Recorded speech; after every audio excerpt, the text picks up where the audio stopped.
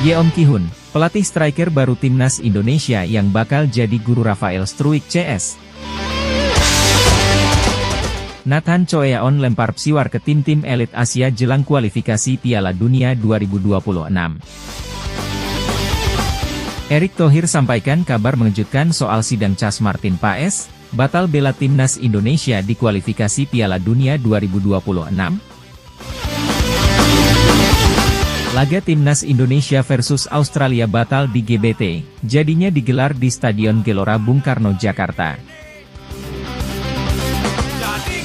Shin Tae-yong coret dua pemain andalan timnas Indonesia saat tandang ke Arab Saudi di laga grup C kualifikasi Piala Dunia 2026 zona Asia. Yeom Ki-hun bakal menjadi guru bagi Rafael Struijk dan kawan-kawan di ajang kualifikasi Piala Dunia 2026 zona Asia. Seperti diketahui, timnas Indonesia akan memulai dua laga awal putaran ketiga kualifikasi Piala Dunia 2026 bulan depan. Dijadwalkan, tim asuhan Shin Tae-yong akan melawat ke markas Arab Saudi pada 5 September dan menjamu Australia pada 10 September. Kini menjelang berlaga di ajang tersebut, Shin Tae-yong dikabarkan akan menambah staf kepelatihannya di timnas Indonesia. Shin Tae-yong disebut telah meminta salah satu pelatih asal Korea Selatan, Yeom Ki-hun menjadi pelatih striker bagi Ragnar Oratmangoen dan kawan-kawan. Kabar ini disampaikan oleh salah satu media Korea Selatan, Chosun, pada Selasa. Bek sayap kiri Swansea City FC itu menjelma sebagai salah satu pemain penting timnas Indonesia.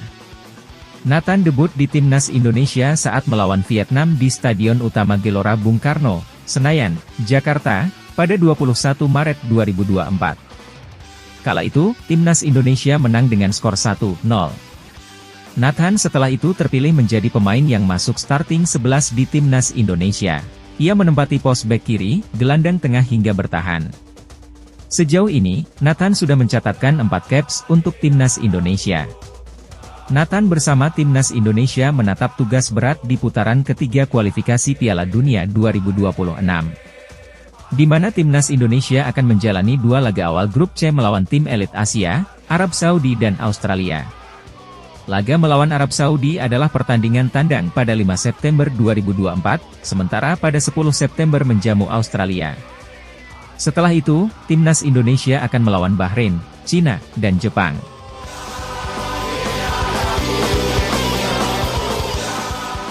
Ketua Umum PSSI, Erick Thohir, memberikan kabar terbaru soal Martin Paes yang sampai saat ini belum bisa memperkuat timnas Indonesia. Namun, Martin Paes belum bisa memperkuat timnas Indonesia karena terganjal aturan FIFA sehingga kasus ini dibawa ke Pengadilan Arbitrase Olahraga, CAS. Alasan pemain FC Dallas ini belum bisa memperkuat skuad Garuda karena pada 2021 lalu sempat bermain untuk timnas Belanda U21.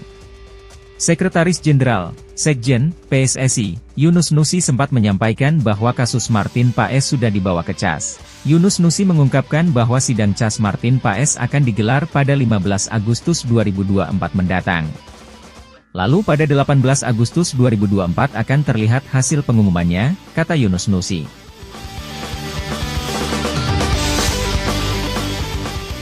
Duel timnas Indonesia versus Australia pada putaran ketiga kualifikasi Piala Dunia 2026 zona Asia mengalami perubahan venue.